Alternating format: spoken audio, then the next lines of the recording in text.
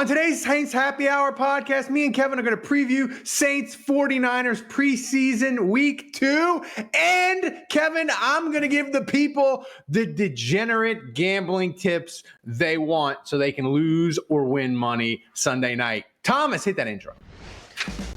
Welcome to the award-winning Saints Happy Hour podcast. Seriously, this podcast has won awards. American standards are dropping every day. The show features Ralph, the best host in the world, who can barely pronounce his own name, much less anyone else's. Marcus Marquez Callaway. Dave is that dude who loves taking bathroom breaks. He's mad about almost anything, so make sure to lower your volume when he speaks. Put that freaking clown meme back up that I made. Jesus Christ. Andrew has sources, watches tapes, and knows football. He rarely shows up on time and wants to commit crimes to help the Saints win. Sean Payton would have done illegal things. Don't tell me I'm wrong, because you know it's true. Oh, and there's also Kevin, who is great at doing mock drafts, but struggles to actually watch Saints games or have a functioning relationship. Budrich wants to know how the doctor's doing. That ended. Anyway, grab a drink, sit back, and enjoy the insanity. All right, everybody, welcome to another edition of Saints Happy Hour podcast. If you're finding us on the YouTubes, like us, subscribe to our channel. If you are not a patron, go to Patreon/SaintsHappyHour.com. Become a patron. Support the show. We can't do this without you guys' support. I got Kevin with me. I got Thomas running the show back in Poland. Today, Kevin, we're going to preview Saints 49ers. Now, listen, it's been a rough week in Saintsville. Fuaga, starting left tackle, great rookie. He's been looking really good. He's got a stiff back. DA says it's nothing to be concerned about, but DA's a liar, so I don't trust him. Justin Simmons, our dreams are dead.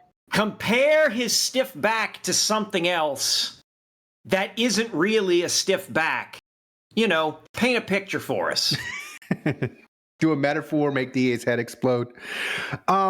Justin Simmons, the apple of our eye, went to Atlanta.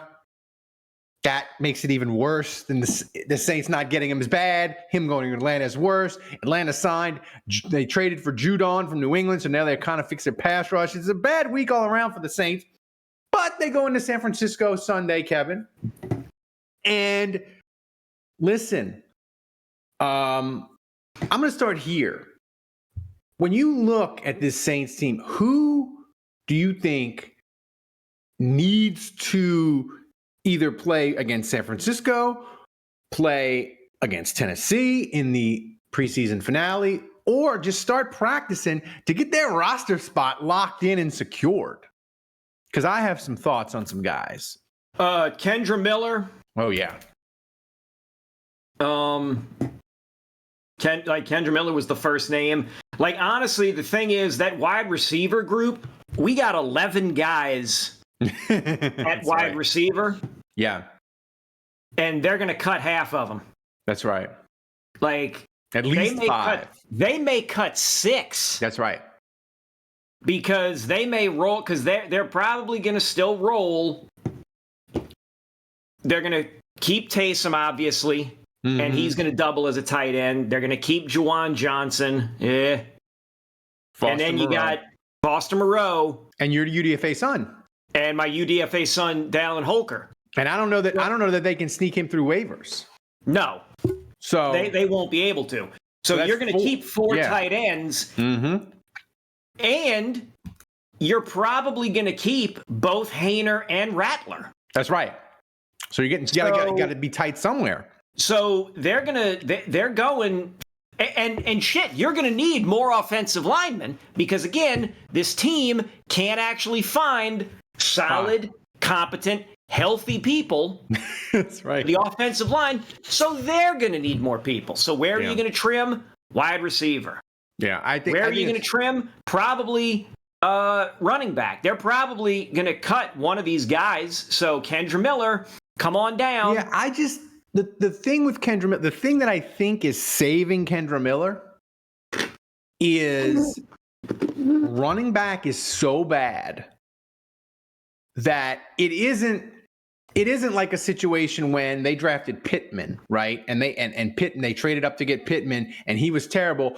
It wasn't like they had Pierre Thomas tearing it up, and they were like, Pittman, get out of here. We got Pierre Thomas. It's fine. No one has really shown it to my way of thinking. I mean, I hear Mims is doing a couple every now and then in practice, but nothing spectacular.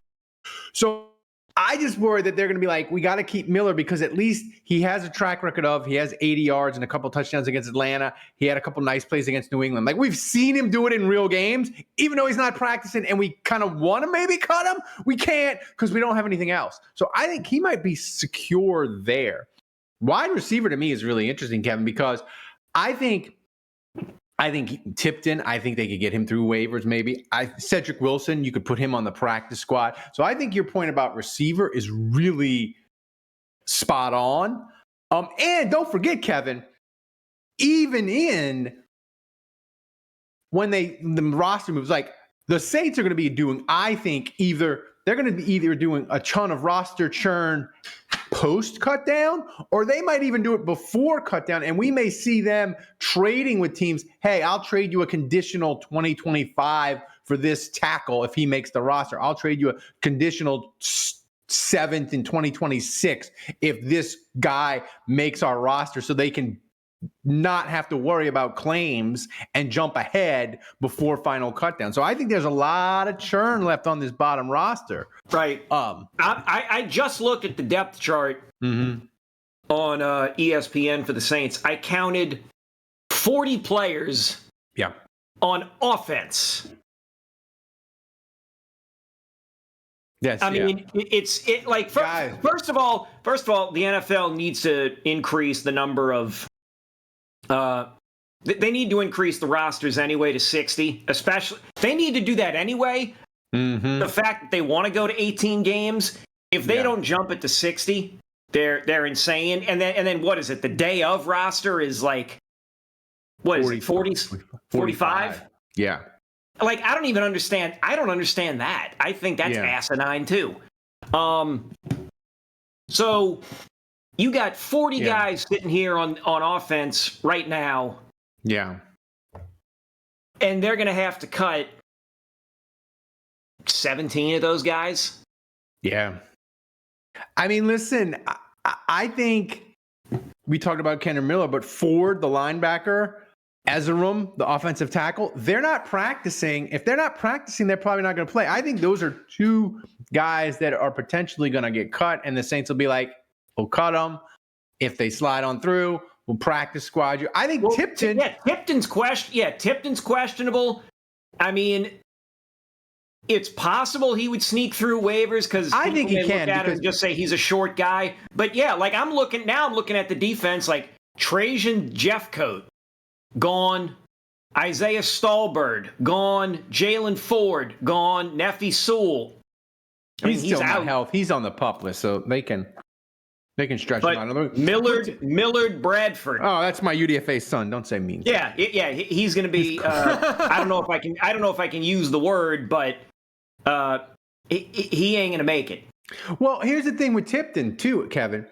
It's like one thing to say, like Tipton had a couple of nice practices to start training camp when it was 7-on-7 and no pads, right? Sure. But there's no video of this. Like, it would be one thing where me and you are arguing they can't cut him. He caught 3 passes for 45 yards last week and a touchdown. There's no video. So I think he is a definite guy that they can slide through because there's no video on. It isn't like your UDFA son Holker. Like, he caught a pass. He's going to play again this week. He's probably going to catch a couple more passes. It becomes like teams will see that and be like, we see it. It's game footage. We're claiming him. So I think Tipton is a guy, put him in the UDFA, the UDFA Camp Darling Hall of Fame. Is there any chance that they part ways with Foster Moreau? No, because here's the thing, Kevin. Juwan Johnson, foot still not right? Taysom Hill, you can't be your full-time tight end. No. You could be in a situation where if Juwan Johnson's not ready week 1, your tight ends are Moreau, your UDFA son, and Taysom. week 1. Like I think that's a distinct possibility. I mean, I'd be fine rolling with that. Yeah, I mean, to me, like the Saints, like I get it. They bet on Juwan Johnson had a really good year, and they bet on him, and they gave him a 2-year, a pretty nice deal. It hadn't worked out, and like I don't know that he's in danger. I don't know that he's in danger of being cut from the Saints because they're so bad at tight end. But his career hangs in the balance. Like if he's hurt again and doesn't perform again this year, that's 2 straight years of kind of nothing. He's going to have a hard, I think he's going to have a hard time. Listen, that's where we are with this roster as far as guys needing to, to step up. But it'll be interesting. It'll be interesting to me because, there's going to be chances because Rattler, Hayner's going to play like in your UDF. There's going to be chances for guys to do stuff in the second half because the quarterback play is going to be pretty good as we saw against Arizona. So is it confirmed? Is Derek Carr playing the first half? The DA did his whole bit of we'll see. Haven't even talked about it. All right, great. Thanks, so we don't DA. even know. Appreciate it. But we'll get that we'll get to that in my gambling segment. I got a theory on it. So I'm going back to these wide receivers here. Mm-hmm. I tell you what, I want to go and do this. I want to do this now with you because one, content. It's time, which is what we both have right now. It's good stuff. But I don't think I've done one of these. I'm counting 11 guys on as wide receiver. Assuming it's 5. Yeah. Who's making it? Who's making it? Let's not say who's getting cut because that's somehow negative. Olave, lock. Yeah. Shaheed, lock. I think Perry, shaky to start, but he did enough in the game. They're not cutting him. You can't get him through waivers. That's 3. But after that, like I think Cedric Wilson will make it just because they'll want a veteran guy who knows this offense and feels so good. That's 4. But after that, make any case you want. Isn't that the guy who doesn't like seafood? No, that's Equanimous St. Brown. Oh, right. Never mind. I'm thinking I'm on. Okay. So, I mean, like wide receiver is a problem, especially with Shaheed. He's injured again. He's got a foot-toe issue. So wide receiver is a problem for the Saints. Right. So it's like, I'm trying to just find, like, this would be the perfect time to roll out Samson Nacua, Shaq Davis, Kevin Austin Jr., and Bub. Go get it, boys.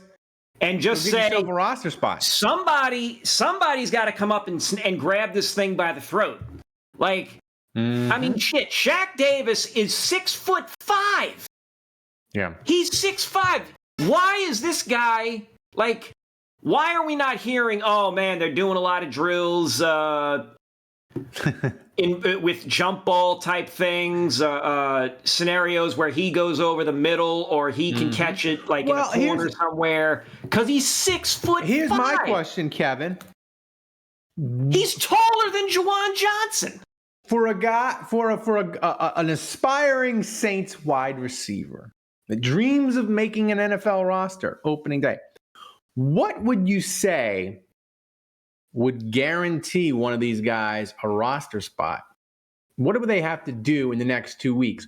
If I said to you, one of these guys, 6 catches, 55 yards, and a touchdown the next 2 weeks, would that guarantee you the 5th or 6th receiver spot? Again, I think talking to you has now, me and you talking, it's convinced me there isn't going to be a 6th receiver spot. It's going to be 5. Well, we got to factor in special teams too, though. But you don't know. You don't know. Like I haven't seen any reports of guys really like a JT Gray or those kind of guys. Like I remember JT Gray. People were like, That dude is kicking ass on special teams, and I know he's not. Fans don't think of him as a safety or whatever. He's excelling on special teams. He's going to make this club. I haven't seen anything on that on special teams, but that could also be a function of the new kickoff rules exacerbates the media doesn't know what they're watching in practice. Right. And look, again, I'm not an X's and O's guy. My thing, Vibes. Vibes, but also at the same time, I'm basically just like, look, everybody runs slants or cuts and play like that. Like that's how I play. That's how I play college. EA college football. I refuse to. I haven't played Madden in years. Refuse to play that game. Sucks. Zone do. But that's how I did it. I wasn't like doing all this other kind of shit. Anyway, the overfront, the underfront. Like, I don't know. I'm just looking at this. I'm looking at this whole mess and just saying, like, somebody. Okay, I'll even throw I'll throw in Stanley Morgan. Like, local. I mean, he's now so. You've got two different competitions. You've got one with Stanley Morgan, Cedric Wilson, and Equanimeous St. Brown, and then one with Bub Mean, Shaq Davis, Kevin Austin Jr., and I just missed Samson Nakua and Mason Tipton. It's like, all right, now I'm not saying you have to take one veteran and one like young guy. I'd be fine if two veterans played exceptionally well the next two games, or two rookies. But you have to look at your peers and say, I got to be better than these guys. And it's who from Cedric Wilson, Equanimeous St. Brown, and Stanley Morgan is gonna grab this thing by the throat? Like, who here as a veteran is gonna be able to do that? Like, I need to see somebody, like, not even like the numbers thing. Like, obviously, 6 catches, 55 yards, a touchdown. Sure, that's great. I need somebody that is going to go over the middle. Pop off the screen for me. And is going to move chains. Yeah. I don't need. It doesn't have to be one big bomb. Is going to look cool. I mean, well, shit, Dave says they happen all the time. But, like, one big bomb, if you can give me... If you can give me some screen stuff or slants or catches, yards after catch, give me that yak. If you can be a person that can move the chains... And be a safety valve. Here's my next question regarding this game. We all hope and think that the Saints are going to try to do something at right tackle, right? But there's no guarantee. What's that? I said, God willing. But there's no guarantee. Like I always say with your trade down desires, just because you want it doesn't mean it can happen. You got to have two teams to do a trade. You got to have a team willing to do a trade. You got to have a guy come available. Like, it may not happen. So my question to you is, Kevin, should the Saints start to plan on offense? Yes. Like, hey, this might not happen. We might have to play Trevor Penning, Landon Young at right tackle. So, Kubiak, this week, buddy, you need to get in the lab, scheme some stuff up, game plan for San Francisco, because we need to get this offensive line. We need to try to figure out if it can function with Trevor Penning at right tackle, because he might be your right tackle. You don't like it, I don't like it, but that's what it needs to be. So I'm asking you, should the Saints start to game plan a little for San Francisco, add a little spice to it to get the offense confidence, but also to plan worst case scenario, Trevor Penning's your right tackle week 1? I said this last week. I'm going to be consistent about it in the preseason. Play Penning the entire game. But do you think they should scheme, like run some fun stuff? Like Whatever. Yeah. But play him the entire game Yeah. because you have to know. Yeah, that's right. That's You right. have to know. You have to know. And look, I get it. I get he looked like shit in the first preseason game. But again, play him both preseason games, right tackle, let him stay there, see what it is. But I think maybe I got a question for you. I now have to walk this back slightly. I now have to walk myself back. You play him for the first 3 quarters Yeah. because you, at the very least, throw Ezram out there, If he can go, he was not seen today. Udo Yeah. out there. If it's Jesse Davis, like I don't know if Landon Young and Jesse Davis are set for left tackle or not. Yeah. I'm just looking at it on the depth chart here. But you throw those other guys in there just to give them some playing time and reps and stuff. But Penning need to assume Penning is the starter, give him all the rope he needs, but get the other guys in there so you can at least see, yeah, if you want to scheme or what, again, not an X's and O's guy, but you got to see what you have with these other offensive linemen. But if I'm Mickey Loomis or whoever, like seriously, the people that ambush him in public and talk about DA, how about ambush Mickey in public and say, my God, man, get us some offensive linemen. Here's my question. This is going to sound strange, but I think it's an interesting one. Would you rather Penning look considerably better and potentially give you hope, whether you think that hope is real or false hope? Or would you rather Penning be a disaster again and force the Saints' hand?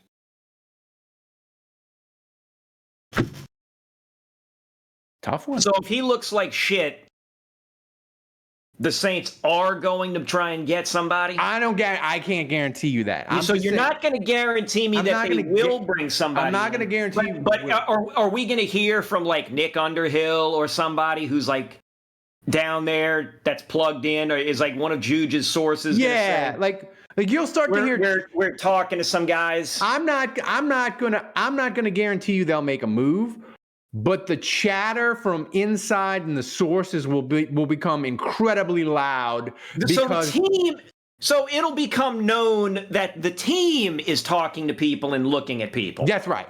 That's right. Okay. Or would you rather false hope of, he looked great. He looked pretty good. He's making progress, maybe. What would you rather?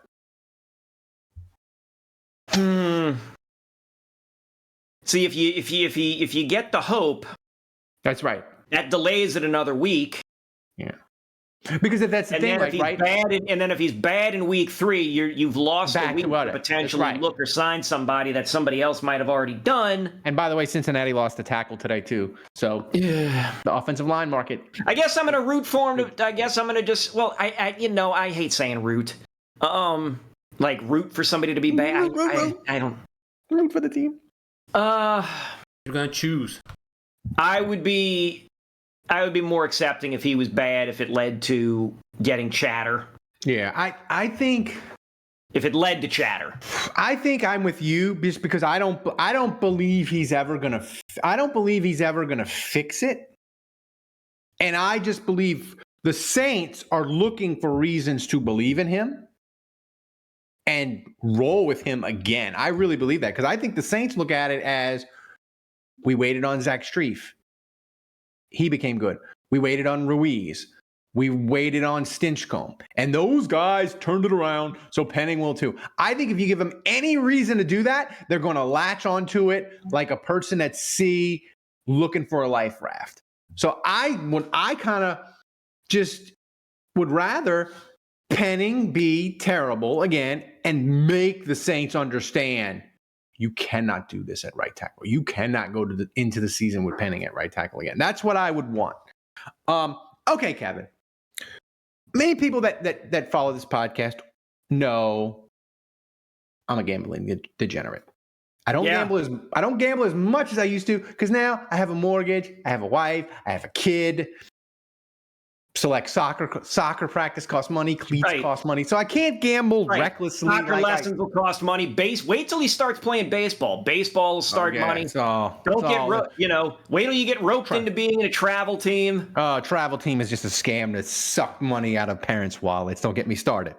But so I can't gamble as recklessly as I used to. But I'm still a degenerate, and I still like to dabble. Well, I've known you for 20 plus years. I've known you're a degenerate. And Kevin, there's nothing more that says you are a degenerate gambler more than betting on preseason NFL football. God. So I'm going to give the people some preseason bets. And I'm not just going to give you over-unders. I'm not just going to give you a side. I'm going to give you prop bets if you can find them for preseason football. All right. So my first bet, and this one's hard to find, so you might not be able to find it, but I saw it on DraftKings. I like that you're. Don't name these people. We need to get paid from them. We need to get paid. Fair enough. Listen, if I apologize. If DraftKings or FanDuel or one of these other joints wants to cut a check, that's right. Delete that off. CTC, man, cut the check. You Delete want us that to talk about your service? That's right, Thomas. Delete that off. This is my Look best at that. bet. Here's your animated GIF from this show. Is me doing this. My best bet: Saints plus 220 to be the first team to 10 points. That is a strong. I'm telling you why. I think the Saints. They looked at that offense last week against Arizona, the first team. They're like, it sucked. We got to inject some confidence. We got to get the fans excited. And San Francisco, they canceled the joint practices because they're injured to hell. They ain't playing nobody in this game. Saints first team offense, Kevin. 2 drives, 2 scores, 14-0 to start. Saints plus 220 to get to 10 points first. That's my best bet. My second bet. Oh, do you disagree with it? I'm enjoying prop bets In preseason. on preseason football involving one team who is just banged up and injured to shit, and another team who could very well go anywhere between 5-12 and 10-7. Let me tell you a little secret, Kevin. In 2000 and I think it was 2009, I did so well betting first half totals in preseason. I bought my wife a very expensive Italian necklace. First preseason totals. If you do the research, you can make the money. I like that you start. You can make it the money. I like how you started it. So this is it. Saints.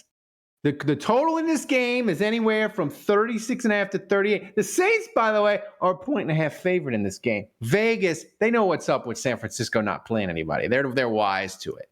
Saints over 17.5 first half total. Lock it in. What are you doing? What are we doing? I love preseason. You know what?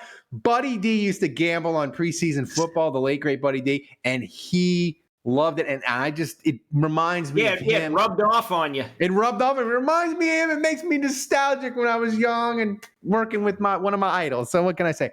So that's my thing. We're going to 17 first half points for the Saints, who scored 16 total against the Cardinals. Okay. And if you want to get really nuts, parlay it. Saints first to 10 and over 17.5. Boom. Uncle Ralph is giving out winners. Okay. So. Okay. What's the over-under again? It depends. 37.5. 37.5? God, so it's like when I hear those numbers, I immediately try and make it a close game to like get it divided by 2. So get that total. 37.5. That's like 20. That's like 21-18, 20 to 17. Shit, you see, you can't do. So it's got to be 21-17. Yeah. So can the Saints hit 21 points? And then can the banged up Niners get 17? And then from there you start moving. You start thinking, can the team I think's going to win big to give the loser more room? Ugh. If you want to be God, a that's true ugly. I would take the under.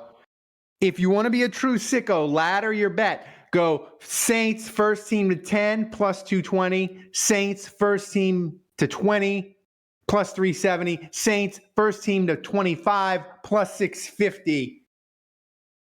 And if you want to do a bet that if you do this bet, I will endorse it and support you, but your family may tell you you need to start going to meetings.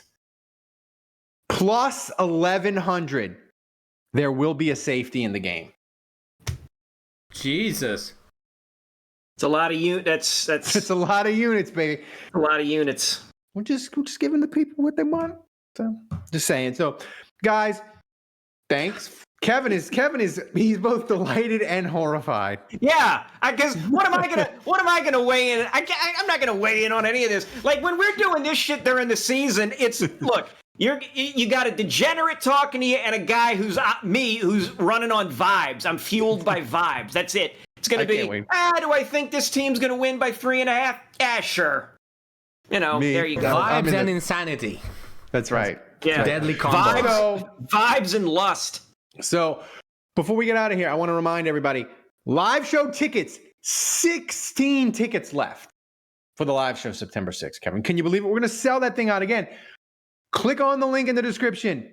Get your freaking live show tickets. Do it already. Become an annual patron so you can get your Jim Morris stickers. Look at that. You can have a sticker of Jim Morris saying diddly poo. You can put it on a coffee mug. You can put it on a hand. You can put it on like your wife when she does something you don't like. You just take the sticker, boom, slap it on her forehead. Actually, if you have daughters, apparently the daughters know stuff about stickers more than guys. Yeah. So talk to them. Put it on their like when you're having an their trapper keepers. Yeah, like when you're having an argument with one of your kids, take that you think you know, but you don't know. Take that sticker off, boom, right on their chests. You win the argument.